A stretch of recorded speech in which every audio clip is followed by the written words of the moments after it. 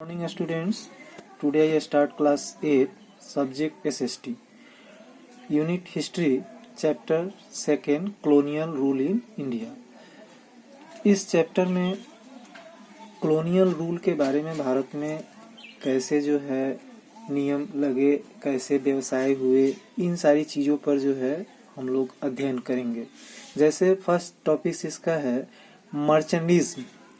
मर्चेंडिज्म का मतलब क्या होता है? वाणिज्य के बाद, जिसको एक तरह से हम लोग व्यवसाय कह सकते हैं, व्यवसायी, व्यापारी, इससे रिलेटेड जो है इस टॉपिक्स में चर्चा की गई है। In Europe mercantilism become a popular economic theory and a practice from the 17th century.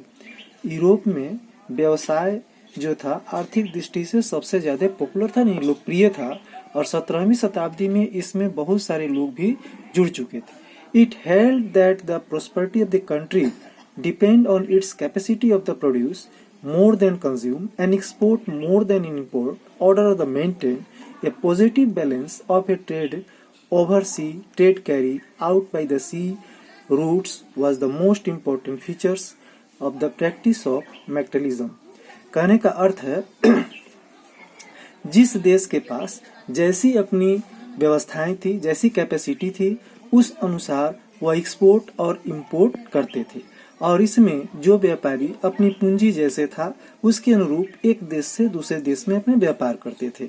और यह करने का मार्ग जो था उस समय समुद्र रास्ते से ही मात्र था। उस समय दूसरा कोई मार्ग भी नहीं था जो एक देश से दूसरे देश के जाने के लिए साधन हो।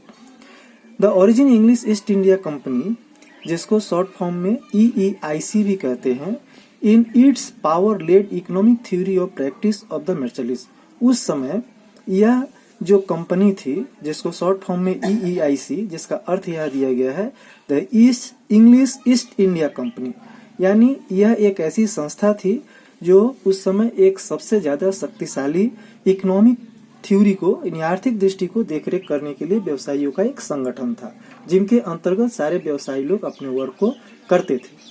अब हम इसमें आगे टॉपिक्स देखेंगे। ओरिजिन ऑफ EEIC, इसका क्या अर्थ हुआ?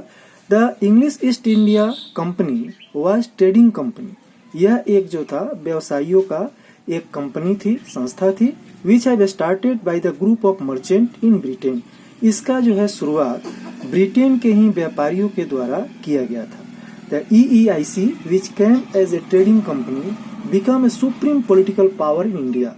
और यही कंपनी आगे चलकर हमारे भारत में भी आकर एक शक्तिशाली जो है राजनीतिक क्षेत्र में भी उभर कर खड़ा हुआ।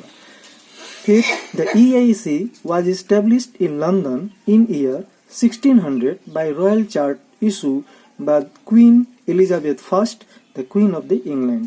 और इसकी स्थापना जो किया गया था वह लंदन में किया गया 1600 ईस्वी में, और उस समय वहां की महारानी जो थी एलिजाबेथ फर्स्ट थी, जो इंग्लैंड की महारानी थी, उनके द्वारा इसका जो है नींव रखा गया, और व्यवसायियों का इसमें काम करने का जो है एक प्रारूप स्वरूप भी तैयार किया गया।